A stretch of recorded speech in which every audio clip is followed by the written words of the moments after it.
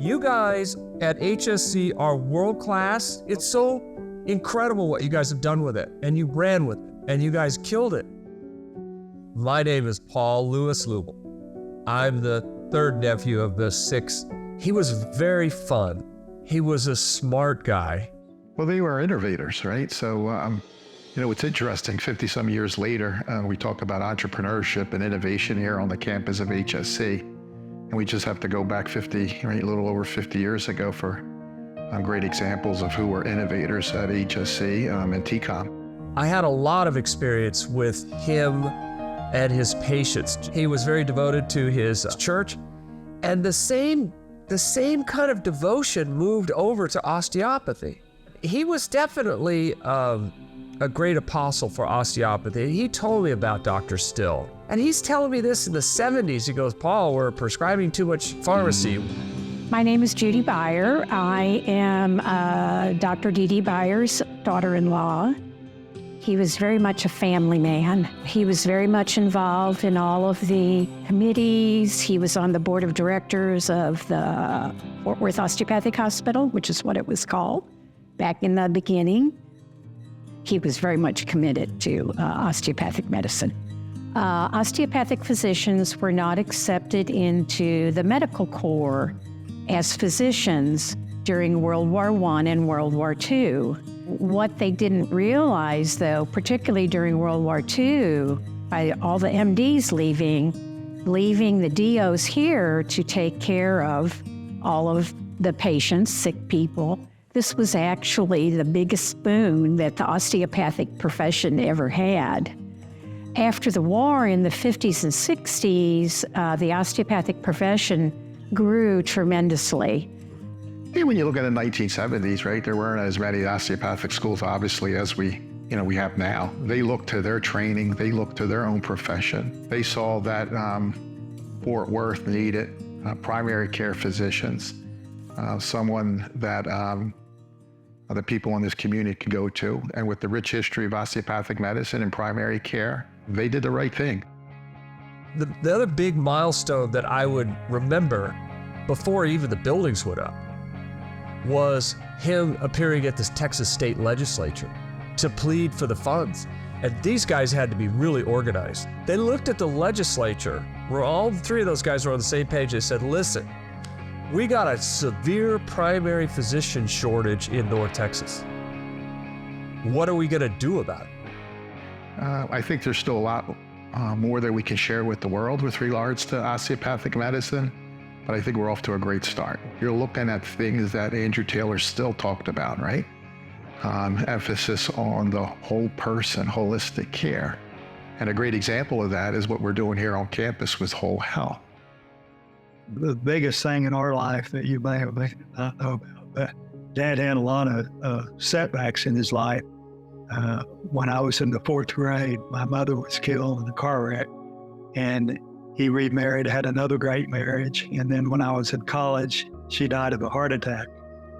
I guess a key word, too, to mention about him is just the word perseverance, because you would have never known all he was going through, I think, from his professional life. He had an incredible work ethic. I think that's what I learned most, because he was always working for something. He had several nursing homes that he co-developed, and every time I was home, several times, walk through those, and all the patients seemed to know him and like him, and he was passionate about it.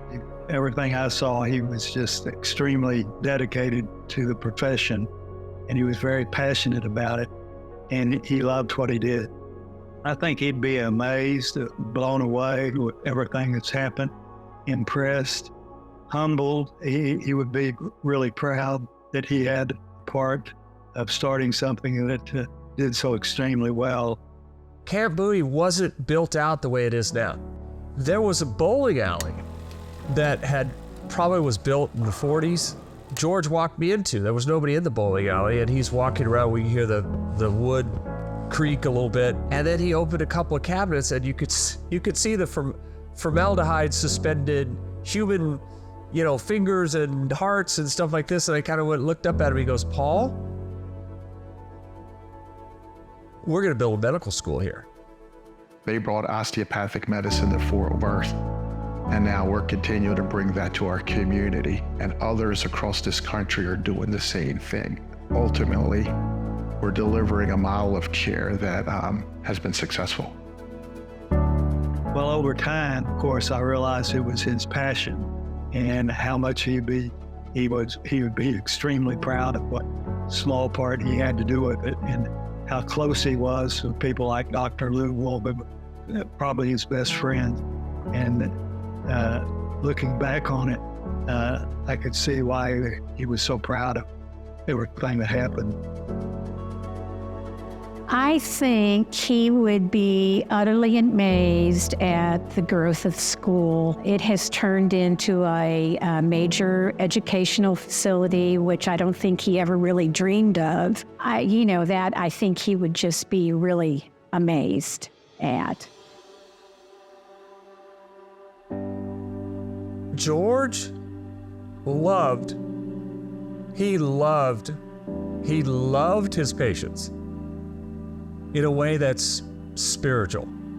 He thought that osteopathy was the best way for their care.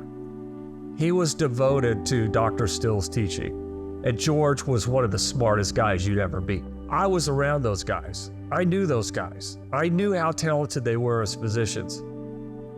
Didn't come close to how much love they had in their heart for everybody. And George, Carl, and Danny would, for the love of patients and the love of osteopathic practice and the love of their colleagues.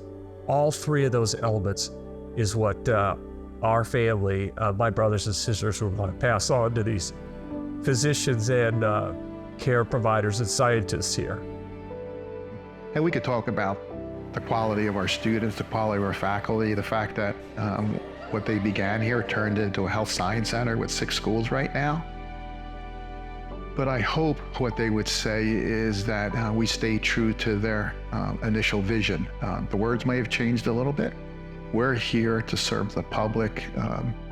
We have a social responsibility, and right now in this country, it's to change our healthcare system.